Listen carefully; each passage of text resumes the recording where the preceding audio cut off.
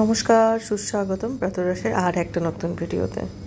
আজকে ঝটফট আর খুব ইজি ওয়েতে বানিয়ে নেব বাচ্চাদের স্পেশাল চিকেন স্টু।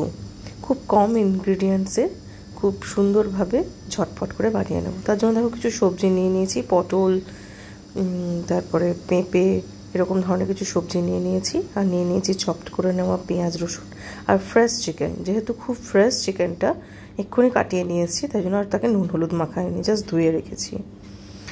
একটুখানি কড়াইয়ে ঘি দিয়ে দিলাম। ঘিটা বেশ ভালো করে গরম করে নেব।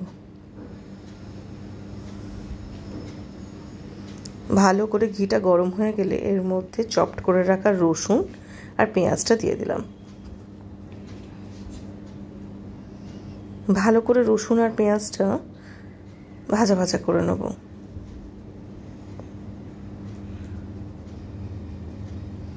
ভালো করে নাড়াচাড়া করে এটাকে ভাজা ভাজা করে নিচ্ছি।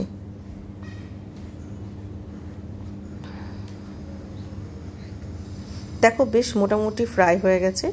এমতো অবস্থায় একটুখানি অল্প পরিমাণে আদা বাটা দিলাম, খুব অল্প পরিমাণে দিচ্ছি।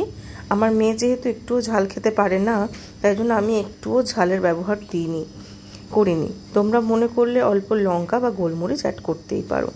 দেখো কিছু মশলা অ্যাড করছি, জিরে গুঁড়ো, ধনে গুঁড়ো, হলুদ গুঁড়ো, নুন, স্বাদ মতন সব কিছু অ্যাড করছি। খুব অল্প পরিমাণে অ্যাড করছি, যেহেতু বাচ্চাদের, তাই জন্য খুব মশলা কিছু দেব না।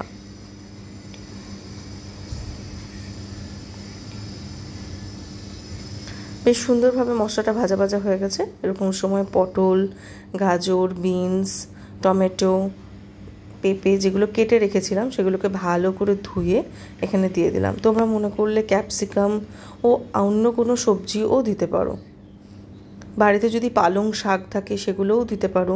বাচ্চাদের শরীরের জন্য খুব ভালো, আর এটা যেহেতু খুব টেস্টি হয়, বাচ্চারা খুব ভালোভাবে খেয়েও নেয়। স্বাদ মতো নুন অ্যাড করলাম।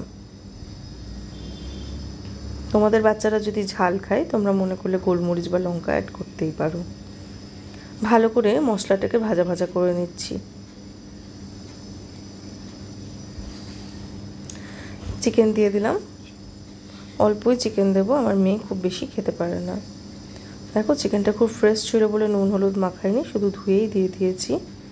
কিন্তু কাঁটা চামচ দিয়ে একটুখানি কুকগুলোকে ফুটো করে নিয়েছি চিকেনগুলোকে। ভালো করে নাড়াচাড়া করছি, কিছুক্ষণ ঢাকা দিয়ে রাখলাম, এই 10 মিনিট মতন। বেশ সুন্দরভাবে দেখো সমস্ত মশলা, সবজি আর চিকেনটা ফ্রাই হয়ে গেছে। এবার একটুখানি জল অ্যাড করব। একটুখানি গরম জল এখানে অ্যাড করে দিলাম, 1 কাপ মতন। নাড়াচাড়া করে কিছুক্ষণ ঢাকা দিয়ে রাখলেই মোটামুটিভাবে তৈরি হয়ে যাবে চিকেন স্টু।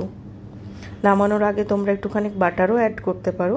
আমি যেহেতু ঘি দিয়ে করেছি, আমি আর বাটার অ্যাড করিনি।